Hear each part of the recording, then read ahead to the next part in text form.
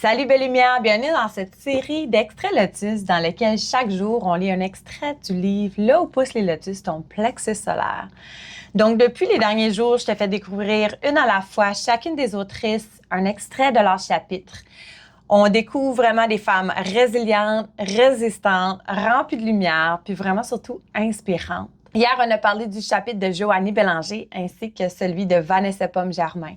Fait que chacune d'elles parle d'un moment marquant dans leur vie qui ont fait en sorte qu'ils ont dû faire un shift d'énergie, qui ont dû voir les choses autrement pour avancer avec plus de douceur envers soi-même. L'important, c'est de se choisir chaque jour, c'est d'écouter la voix intérieure, c'est de choisir d'honorer son énergie. C'est ça qui est beau dans le fond de toutes les transformations qu'on retrouve dans ce livre-là. C'est que autant que les histoires sont différentes les unes les autres, les leçons derrière se connectent vraiment à la mission de vie de ce livre, qui est vraiment, dans le fond, inspirer les femmes à ouvrir leur cœur, à être elles-mêmes, puis apprendre chaque jour, parce qu'on est vraiment à l'auteur de notre vie. Puis c'est vraiment un beau cadeau qu'on a de pouvoir transformer toutes les peurs, les doutes, les résistances, les blocages en quelque chose de vraiment transformateur pour les autres et pour nous pour la suite. Fait qu'aujourd'hui, dans le fond, on découvre deux nouvelles autrices.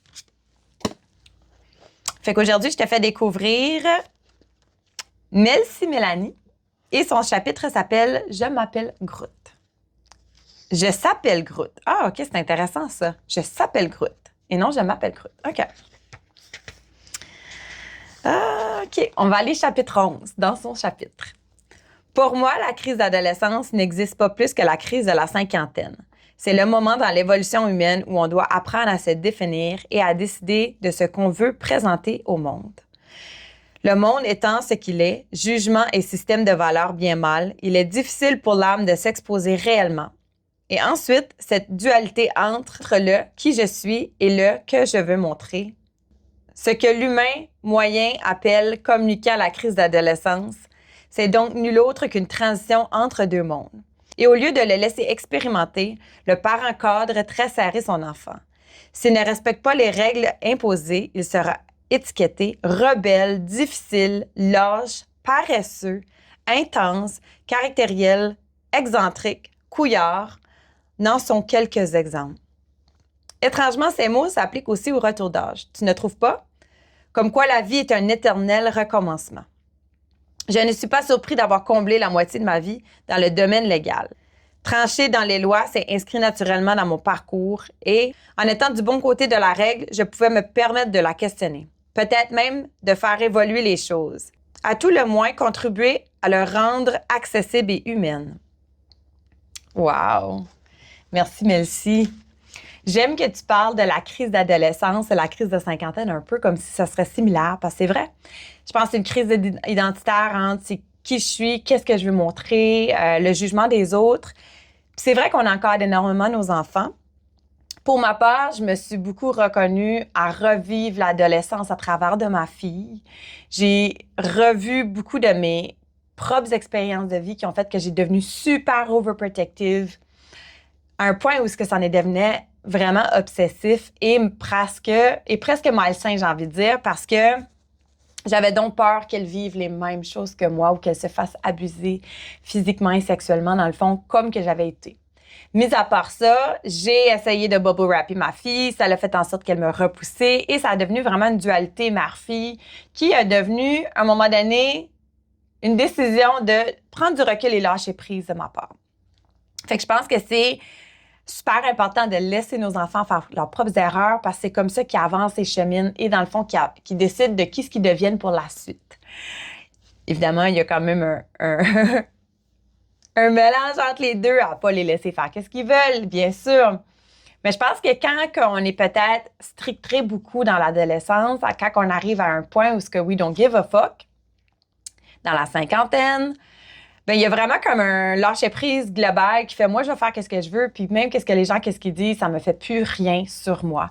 Fait que d'être capable de se détacher de ça, fait qu'il y a vraiment comme deux classes de vie en tant que telles pour moi que je vois qui fait en sorte qu'on sait pas trop qui est-ce qu'on veut devenir à ce moment-là. On est vraiment influencé par les autres. Puis à 50, on peut arriver puis être libre de nous-mêmes avec beaucoup moins de filtres et beaucoup moins de résistance. Fait que j'aime la manière que tu l'apportes. J'ai hâte de découvrir tes autres petits chapitres dans ton chapitre. Je trouve ça vraiment ingénieux que tu aies fait ça.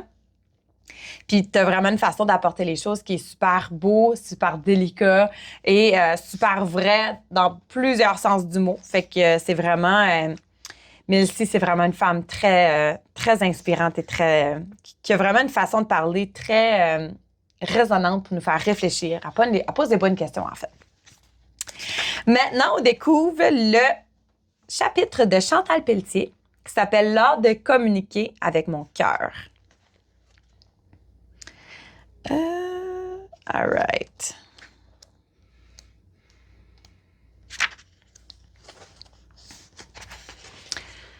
Juste après que mon copain soit parti, le téléphone a sonné. C'était ma belle-sœur au bout de la ligne. Elle voulait parler à ma mère. Comme elle n'était pas là, ma belle-sœur m'a simplement demandé de prier et m'a promis de me rappeler. Cette conversation a suscité chez moi une si vive inquiétude que mon corps n'arrivait plus à tenir en place. Il était nourri par la peur de recevoir une nouvelle tragique. J'ai senti que je devais demeurer disponible et que je devais être forte pour soutenir ma mère lors du prochain appel de ma belle-sœur. Je me suis mise à pleurer, seule face à l'inconnu. Je sentais ma gorge se serrer tranquillement comme s'il fallait que je me retienne pour ne pas montrer les signes d'angoisse à l'arrivée de mes parents à la maison. Pourtant, j'avais seulement le goût de crier l'inconfort créé par cette conversation. En soirée, le téléphone a sonné de nouveau. Ma mère a répondu et moi, je la surveillais de près, cachée en dessous de la table de la cuisine. Tout à coup, un hurlement très profond est sorti de la bouche de ma mère.